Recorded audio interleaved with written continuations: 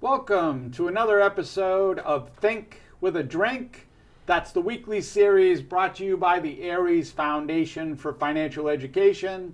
And tonight's episode, budgeting for life after graduation. So more for those younger in the crowd or younger in the audience, but anybody who's really, just trying to get a handle on what they're doing for spending as you're going forward through your life. Next slide. Through your life. Yes, well, your life. Anyway, so just know we're recording this. There is a chat box, so you can send questions to the chat box, even though it's being recorded. And we will try to get back to you and answer those questions at any time. Just all you got to do is shoot it in, and we'll get that information. Next slide. So real quick about your pilots for this evening. My name is Tom Alessi. I am the president of the Aries Foundation. I have been in financial services for more than 23 years. I'm an investment advisor, which means I act as a fiduciary whenever giving guidance or advice to my clients. I want to bring in my vice president. Greg, you want to introduce yourself? Sure. So I'm Craig Richardson. I'm vice president of the Aries Foundation. I've been in financial services for a little over 17 years now, and I specialize in working with families and small businesses to help them put together comprehensive plans so they can have a better relationship with their money. And Craig will be joining me as we go through this. I just wanted to let you know that Think with a Drink is brought to you by the Aries Foundation for Financial Education. We are a nonprofit located here in Newton, Massachusetts. You can visit our website. It's www.ariesfoundation.org. And the mission of Aries is trying to help everyone have a better relationship with their money. Because whether you realize it or not, you are in a relationship. And just like any other personal relationship that you might have, there are behaviors and emotional triggers that can cause us to act, well, Craig and I always like to say, irrationally sometimes when it comes to dealing with our money. All we try to do, our whole mission is trying to help everyone take some of the emotions out of handling your money and your finances. The disclosures, I'm not going to read them. Just know we're a nonprofit. We do this educationally. We make and share these videos, and they're available. They're on our YouTube site. They're on our website. They're available on newtv.org. Just all we ask is that if you're going to share them, you do so in an educational manner. Next, because that was a lot of talking, and finally brings me to the fun part of the evening, which is we call this Think with a Drink. We're doing this as an educational, like we said, informational episode, but we want it to be casual and relaxed, and we can't think of a better way to do that than if we're not having something cold to imbibe on as we go through the presentation. Tonight we are drinking one of my favorites. This is Fat Tire Red Amber Ale. It's brewed by New Belgium out of Fort Collins, Colorado, and I will say skål. Skål. Next slide. All right, so budgeting for life after graduation. This is more of a reality check for everyone. So next slide. All right, so when you're doing that, you want to be thinking, okay, I'm coming out of this, and how much am I going to be earning? What is the income I'm going to be generating based on the career I'm choosing? Now, some of us know going in, this is my path, this is what I want to do.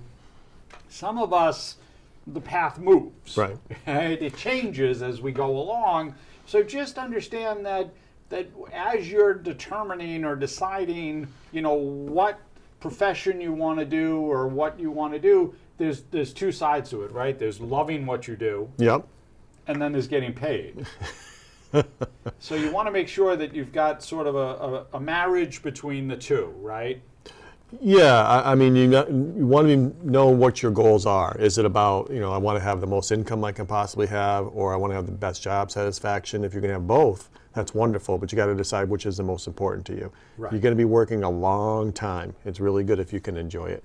So it's a lot of factors to bring in. Next slide. Right, so budgeting breakdown, and this is one of the things for Craig and I don't know how easy it is to read that as far as the screen is concerned, so we'll break it down for you and go through that. But Craig and I don't like to ever call it a budget. You know, for us, it's all about where do you spend your money. That's what it's all about. And so this breaks it down and says, hey, as far as what your monthly expenses should be, 30% of that should be on your living expenses. That would be rent or, you know, utilities, that type of thing. 18% on transportation. And we just talked about this. We did a whole episode. You can check it out on you know, on buying a car and how that's going to go in. Debt, because we figure everybody's got some debt, that is about 10%. Then you have food, household, savings at about 10%, right? So that's usually about a good number to be looking at. And we'll talk about some of the ways to be dealing with that. And then it says everything else, which is because you always forget stuff in terms of what you're doing. But it shouldn't be like I'm held to this. Right. This is, you know. These are guidelines. Yeah, some guidelines to be using. That's a good way to put it and good way to think about it. Next slide. You know, we should have actually done Fat Tire for our last episode on buying a car. Now, that would have been too smart. We don't have that. We don't have that ability. That would have been thinking in terms of dealing with everything. So this is breaking down. So we've got somebody, in this case, we're just calling her Maria, who's got $4,000 take-home pay. So when we do that out, you would figure that she's making probably somewhere around 60 or a little bit more than 60,000 of gross income to get 4,000 net take-home, right? Because there's taxes and other deductions and other things coming out. Right. So gross is before taxes come out. Right. It's not a gross income like it's not enough, right? Yeah. No. That's gross. Yeah. So when you break that down, like, so just for example with that, if Maria was putting together her budget or her thought, that guideline for her spending, well, then housing should amount to about $1,200 a month. And again, that's taking in for the rent, the mortgage, utilities, what the costs are for her housing. Her transportation, that would be the car, payments, insurance, you know, maintenance, upkeep, all of that stuff. Gas, right. You know, at about $700 a month or so, right? So these are all the ways to be thinking about that. So you need to be looking at what I've got for take home. And how am I going to put this together so that it makes sense and looks like, all right, I'm going to fit within some of these guidelines. Now, not everybody's the same. So just understand, we're just giving you general rules, general guidelines in terms of trying to follow along with that. Next one goes a little bit tighter, right? So this is somebody who's probably making what, 30,000 a year? Yeah, somewhere in that high 30s, 40,000 a year or so. You know, so suddenly with a $2,500 net take home, my housing shouldn't really be more than $750 a month. Now we start talking about, well, wait, that gets very, very tight. Yeah. Right? Now, so this is what am I going to do for where am I going to find rent for that? Especially if we're talking here in the Boston area. You know, do I have to take on multiple roommates? I've got to, you know, find something that's going to fit within that window for me. Like a tent. They just took down the tent. Oh, they took down the tents. Well, now the little buildings now. So. Right. So, but the other one to consider there is debt, right? Debt at about $250 a month. And this is what we're going to talk about when we start talking about student debt and loans and all of that pieces to understand how much that's going to mean. Next slide. Right? So, you know, the first thing whenever we talk to students about, you know, it's student debt. It's student loans. The number right now, it's about $1.7 trillion in student debt that's out there. So you just want to be aware, we understand it's a big number, right? But the things you're going to be looking at is how do you pay back that debt? How do you plug your spending leaks, as we like to call it, the stuff that's being spent that you're not thinking about? How to manage your debt or take control of it and stretching your dollars. Next slide. Right, so, you know, the less you kind of borrow. stupid. The less you borrow, the less you have to pay. repay. Hey, what do you know about that? Yes, right. But so, you know, we understand that a lot of times student debt is, hey, I've taken this debt on. What we're talking about now is in conjunction with. You already have the student debt. Student debt is considered good debt, right? This is you're trying to improve yourself, ultimately get yourself a better job, better life, etc. So good debt, not bad debt. But taking on additional debt mounts up more payments. If you've got student debt payments, if you're already making student debt repayments, if you're taking on more debt, i.e. the car or a phone or God bless whatever, now we're adding to our debt need and what we have to pay. And you got to be thinking about, do I really want to take this on? This gets into the whole wants versus needs thing. Oh, absolutely. I think the hardest thing for people to do when they first start into the job market is live within their means, right? Especially if, you know, you lived at home until you went through college, and then, you know, you went to college and you're used to a certain lifestyle. Now you're supporting yourself, and you may find that the lifestyle you were living wasn't the one you can afford to support yourself in. But you shouldn't get discouraged because you're just starting out, right? So getting your handles around those things so you can start building into that lifestyle you want. It's just a matter of now understanding what's important to you. Right, and one of those things is getting a handle on those credit cards and the way we're spending our money, and that's sort of what we're going to talk about. Next slide. Right, so that spending leak. So that the first one there I know sounds absurd to everybody, which is, you know, leave your debit or your credit card at home. And we don't mean every day. What we mean is maybe once or twice a month, leave the house without the cards so that you can't use them, right? So it becomes a matter of course that I'm not going to be spending this money on this particular day. I can only spend what's in my pocket. Now, I understand in today's world, we're in the quarantine environment that we are. Nobody uses real money anymore. Mm-hmm. But just that's the idea behind it. Do stuff that's not going to cost you money, right? So whether that's, you know, I think it says bike rides, right? Or free concerts, free plays, right? You know, using the water bottles instead of buying, you know, the drinks at wherever in terms of going through it. I think it says something about ringtones and downloads, but I don't know if people do that anymore. But anyway, I mean, it's just one of those things that just thinking about where you're spending your money. You know, what Craig and I say to everybody is, it's great. You're telling me that, yeah, hey, you have a budget, but we want to know where you spend your money. Mm-hmm. And more importantly, what happened between this was what I was going to spend and this is what I spent? Where did that money go? Mm-hmm. And is it spent because we didn't track it? And we'll talk about that next. Right? So tracking, that's what this is about. Tracking, there's an app for that, right? There's always an app for it. But here's one of the things with tracking, and this is, I know Craig and I are a little old school in terms of dealing with everything on that. But one of the things is writing down what you spent your money on. And doing that over a time period. Now, God bless, back in the day, we used to try to tell people to do it for a month. Nobody would ever do that, right? Nowadays, it's trying to do it for a week. And all I want you to do is every time you spent money, write it down. If you've got an app that allows you to, you know, take the notes section and just note it down, because what you're doing is you're connecting yourself to the spending. Wait, why did I spend this? Or, you know, a lot of times we go through with people and they're horrified about what they spent for, whether it was lunches or lattes or whatever in terms of the week. Right, absolutely, because they don't keep track. You just go along, well, it's $3 here, $5 there, $6. Next thing you know, you've got 30 different charges on your debit card that week or credit card that week, and it adds up to a few $100.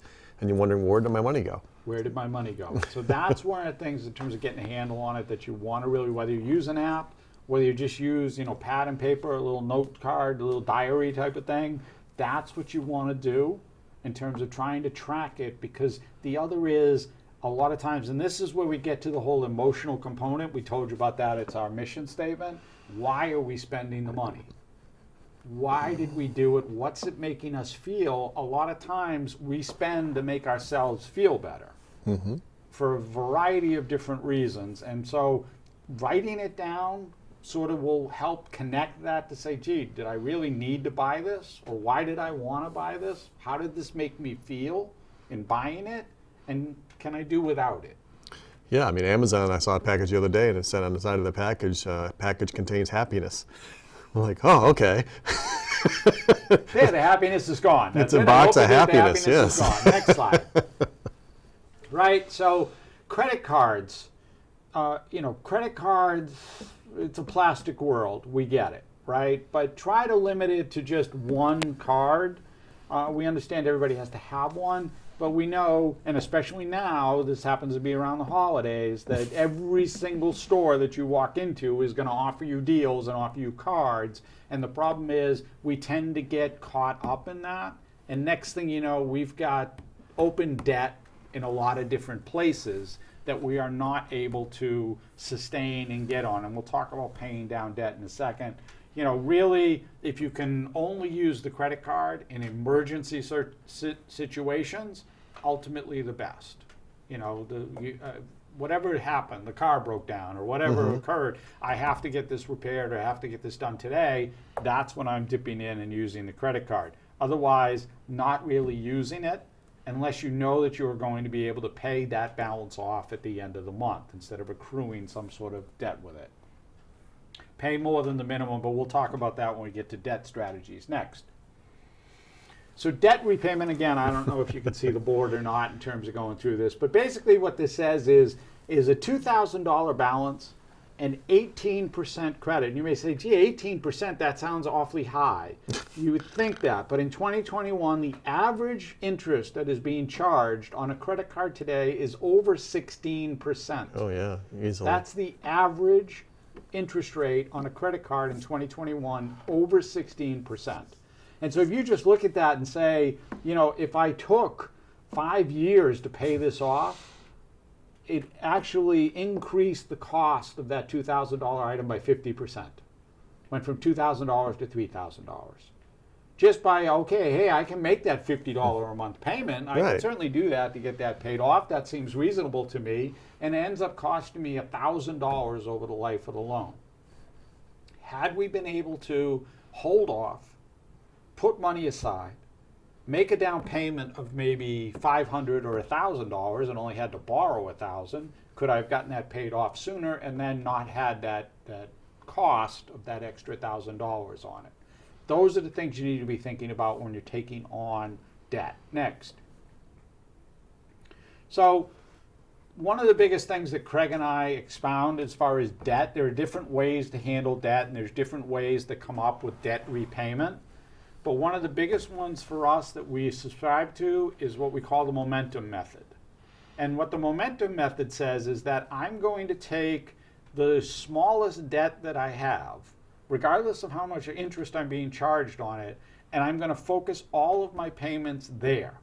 I will then take whatever other debts I have, make the minimum payment on it, but I'm going to focus all the rest of my debt payment onto that smaller number until it gets paid off.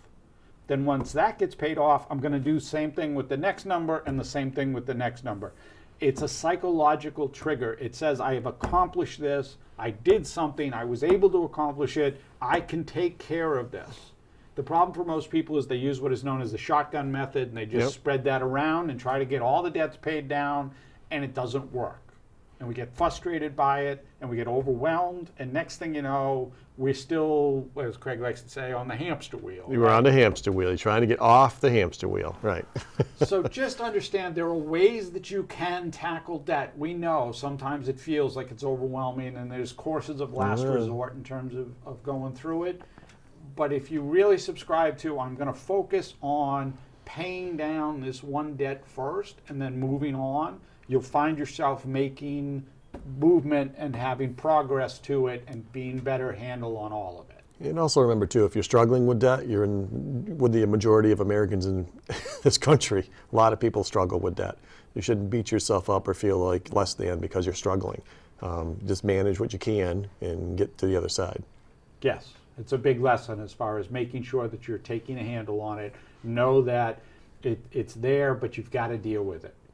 And that's why having that, as we said, you're spending what you're doing, putting in some sort of guidelines as far as what those expenses and costs are, that's going to help you more than anything else. Yep. Next slide.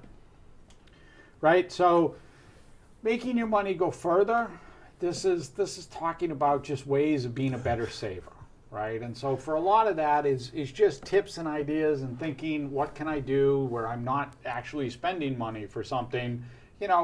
the whole vending machine, buying stuff out, that's what we talk about when we actually make somebody like write down in terms of what they're doing. Right. That's just like going out and buying lunch every day versus making lunch and bringing it with you, and having it at the office type of thing. Or eating out every night versus cooking at home. These are some things that you can do to help get that. It says kick the habits, and I'm sorry, the latte thing, it's there, right? We're always going to put that in, it doesn't matter where you go. But yes, coffee at home is a lot cheaper than coffee at whatever your religious outlet is, Starbucks or Dunkin' Donuts or whatever the case that may be, as far as going through it. You just want to look at how much am I spending on this on a weekly basis, and are there ways that I can reduce some of that spending so I can put that towards if I've got outstanding debt, or I want to be saving for the car, the home, education for the kids, retirement, whatever it may be. That's how you're going to offset that. Next slide. Yeah, savings and investing strategies, right? So what's the best way to do that? Get started, right? Absolutely. That's why we were talking earlier about the fact that if you're starting with a smaller income, it's okay. It's about developing the habits. So when you do have more disposable income, you know where it's going and what's important to you, what the priorities are. Right. And one of the things with that is making sure that you are setting aside savings. Yep. That you are putting yourself in there, and I think it comes up soon, but just in case it doesn't, it's making sure that you're putting yourself in respect to savings along with everything else that you're doing. So next slide. Right, see, because I knew that would come up, because that's one of our tips in terms of paying yourself first. And Craig likes to call it treating yourself like a bill. Absolutely, right. Yeah, yes, because most people are very good at paying their bills, they just never pay themselves. So you want to make sure that those must-pay expenses, the rent, the insurance, food in the house, right? Not eating out, food in the fridge, food in the cabinets, that stuff gets taken care of first, then you, right? You're next. You should be, as Craig said, like a bill.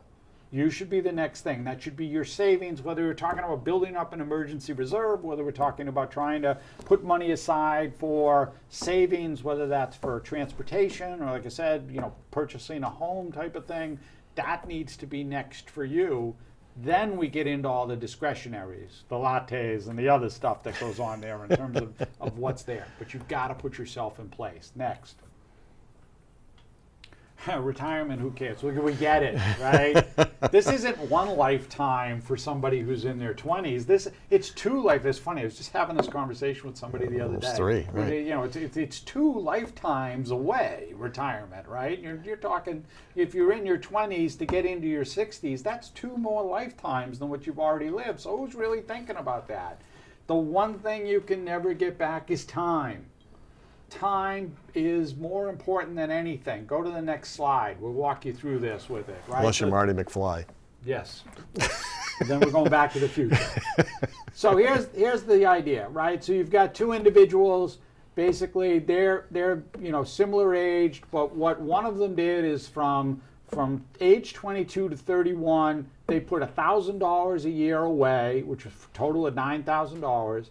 And then they just let it grow and didn't touch it until age 65. And that $9,000 at 9% interest, which seems like a high number, but that's okay. It's just relative in terms of what we're trying to show here, grew to be $243,000. On the other hand, the other person didn't start until they were 34, right? 31, put $1,000 away every year until age 65, so $34,000. But ended up at age 65 with only $196,000. It's the compounding of interest. It's out over time. So the lesson that Craig and I try to explain to everybody is time in.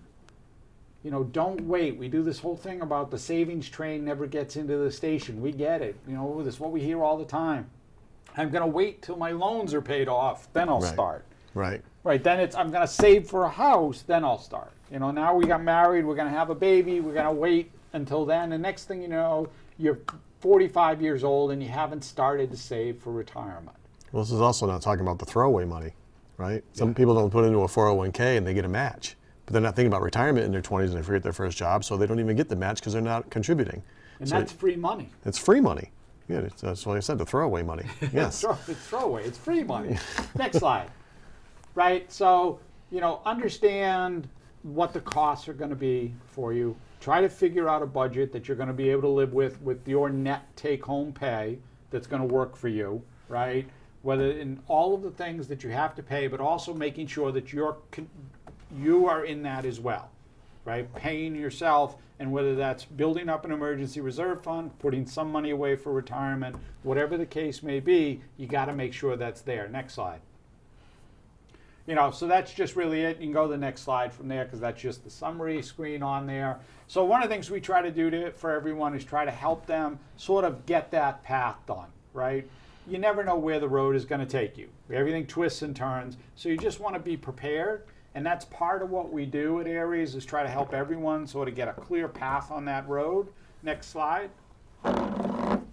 And we do that by helping everybody do a plan. So if you hit the button, it'll pop up. Like I said, as part of the recording, you can see it. You can drop into the chat box, say yes. It'll come right to us. We'll get an answer out that. We're happy to do it. There's no cost. It's a complimentary consultation where we'll walk through, try to help you out, whether that's debt repayment, whether that's putting a budget together, whatever it is you're trying to do, that's what we want to help you with. That's part of our mission. Next slide. This is Craig and I in our more formal attire. That's us. Yes, they're custom TB12 jerseys, just so you know, that we still wear them. He is the greatest of all time. But we will eventually, I think, get Mac Jones jerseys, though at this point they're very hard to find. Next slide. All right, so think with a drink. This is an ongoing episode. You can certainly check us out, whether it's at the website. You can also visit our YouTube channel. We make them available on that. newtv.org. You can check us out. We've got episodes that air on newtv.org. But the YouTube channel is the easiest way to go and check us out and see all the past episodes that we've done. And you can subscribe and you'll see our future episodes. Right, that actually is the subscription one. And so, if you ever have any questions, feel free to reach out to us. It's www.ariesfoundation.org. There's a contact us form on there. You can go through, but you can check us out, see all the different things we do. Like I said, our mission statement, which is trying to help everyone have a better relationship with their money. If you have questions, you can reach out to us. It's info@ariesfoundation.org. We're happy to answer questions, try to give you a little sense, a little guidance. Like I said, that's part of what we do, part of our mission, trying to help everyone take some of that emotion out of dealing with their money and their finances. But other than that, that's all. I want to say skål. Goal. Thank you.